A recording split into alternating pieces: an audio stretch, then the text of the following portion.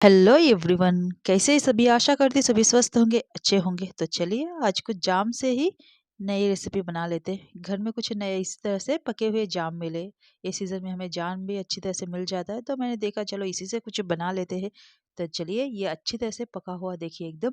अगर आपके पास भी पका हुआ है और आपको समझ में नहीं आ रहा है क्या करें, तो चलिए इस रेसिपी को ज़रूर ट्राई कीजिएगा। बच्चे हो, हर एक को ये रेसिपी बहुत पसंद आने वाली है। तो चलिए पहले हम इसे बारीक कट करके इसका एक फाइन पेस्ट हमें बना लेना है। तो चलिए मैं पूरे एक एक करके पूरे को कट कर लेती हूँ। अमरूद को जो है हम नॉर्मल एक फल के रूप में ही खाते हैं। तो चलिए इसके कुछ नई वैरायटी आज हम बना के बताती हूँ, जो बच्चे तो बहुत पसंद करने वाले हैं। और बच्चों को इस तरह से जाम भी दोगे तो कोई बिलीव भी नहीं करेगा कि ये हमने अमरूद से बनाया है।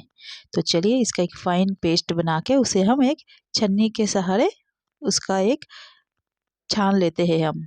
और इसे हम मेजरमेंट बराबर हमें रहना चाहिए। मेजरमेंट के लिए आप कटोरा लीजिए या तो मेजरिंग कप लीजिए। आपके पास जो मेजरमेंट के लिए है आप उसी का ही यूज़ कीजिएगा। सिर्फ हमें इतना याद रखना है, 1 कप अगर प्यूरी है तो 1 कप हम शुगर का यूज़ करेंगे। और साथ ही में मैं देखिए मेरा 2 कप बना है, तो मैं 2 कप से बहुत थोड़ा सा कम है, तो मैं 1.5 कप तक शुगर इसमें यूज़ करूँगी। और ये देखिए मेरा जो प्यूरी है हल्का सा ये पिंकिश दिख रहा होगा, क्योंकि मेरे पास जो है 2 तरह के अमरूद थे। एक थे सफ़ेद वाला और एक थोड़ा सा अंदर जो पिंक होता है वो वाला भी, इसलिए कलर आपको थोड़ा चेंज दिख रहा है। तो चलिए शुगर भी अच्छी तरह से मेल्ट हो चुका है, हमें इसे अच्छी तरह से एक बार मिक्स कर लेते हैं। ये देखिए मैंने कोई भी फूड कलर यूज़ नहीं किया है, तो इसीलिए मैंने बीट रूट को कद्दूकस करके उसका जूस बना रही हूँ। हल्का सा 2 टेबलस्पून तक मैं डाल रही हूँ और इसमें अच्छी तरह से हम इसे मिक्स करें। देखिए कितना खूबसूरत कलर लग रहा है इसका। तो चलिए इस तरह से हमें धीमी आंच में हम इसे उबालते जाएंगे। देखिए हाथ पे स्टार्टिंग में इस तरह से छिटकेगा, तो हाथ ज़रा संभल के और इसे बीच बीच में आप इसे घोटते रहिएगा। तो चलिए ये इस तरह से करीबन मुझे 10 से 15 मिनट लग चुके हैं। तो अब मैं इसमें कॉर्नफ्लोर दे रही हूँ। 2 टेबलस्पून तक कॉर्नफ्लोर को मैंने अच्छी तरह से पानी में घोल लिया था, जिसमें इसमें कोई भी लम्स ना गिरे। तो चलिए इसे मैं मिक्स कर देती हूँ। और साथ में इसमें मैंने काला नमक डाल रही हूँ 1 चुटकी भर तक।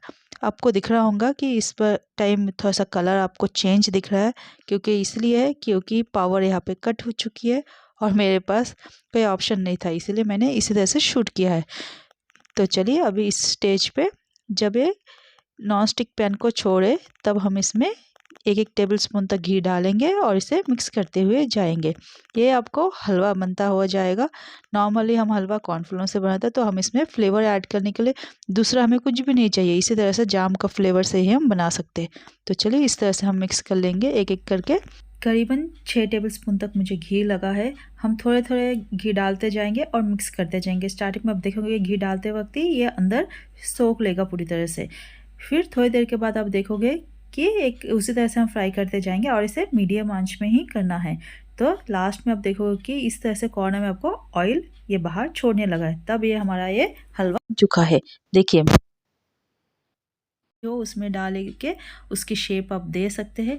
तो मेरे पास इस तरह का केक टिन था, तो मैं उसी में डाल रही हूँ। ये देखिए आपको देखे तो पता चल रहा है कि साइड में बिल्कुल टच नहीं कर रहा है। तो मैं इसे ऊपर से अच्छी तरह से इसको इक्वल कर देती हूँ, क्योंकि ये बहुत गर्म है अभी तक। और इसे इसी तरह से इक्वल करके मैं करीबन 2 घंटे के लिए छोड़ दूँगी, जिससे ये अपना ठंडी हो जाए। उसके बाद हम इसे कट कर लेंगे। तो क्या देखिए करीबन 2 घंटे के बाद मैंने इसे निकाल लिया है और इस तरह का पाउडर शुगर भी साथ में रखी हूँ। आपको दिख रहा होंगे तो हल्का सा खींचे तो ही टिन को छोड़ दे रहा है, केक टिन को। तो चलिए इस तरह से पूरे केक तरह से कर लेंगे। और साथ ही मुझे कॉर्नर में हल्का सा वो नीचे पेपर दिखा है, तो मैं उसे खींच के देखती हूँ, निकलता नहीं। हाँ ये देखिए निकल चुका है। तो चलिए पूरी तरह से निकाल लेंगे हम इसे। देखिए कितना अच्छा एक केक की तरह लग रहा है। तो चलिए इसको उल्टा करके पहले हम इसके पीछे के जो पेपर मैंने बटर घर में बना लिया था बटर पेपर की तरह, तो अब इसे हम कट कर लेते छोटे छोटे पीसों में। आपको जो शेप देना है आप दे सकते हैं। तो चलिए अगर आप इसमें और भी ज़्यादा कॉर्नफ्लोर देंगे, मैंने तो सिर्फ 2 टेबलस्पून दिया है, ज़्यादा यूज़ नहीं करना है करके, तो मैंने अगर आप एक 4-5 टेबल देंगे तो ये और भी सख्त बन जाएगा। ये देखिए इस तरह का सॉफ्ट ये तो बन चुका है। आप भी ज़रूर ट्राई कीजिएगा इस रेसिपी को। बच्चे बहुत पसंद करेंगे इसको, क्योंकि जेली फॉर्म में आया है पूरी तरह से, क्योंकि हमने कॉर्नफ्लोर यूज़ किया है।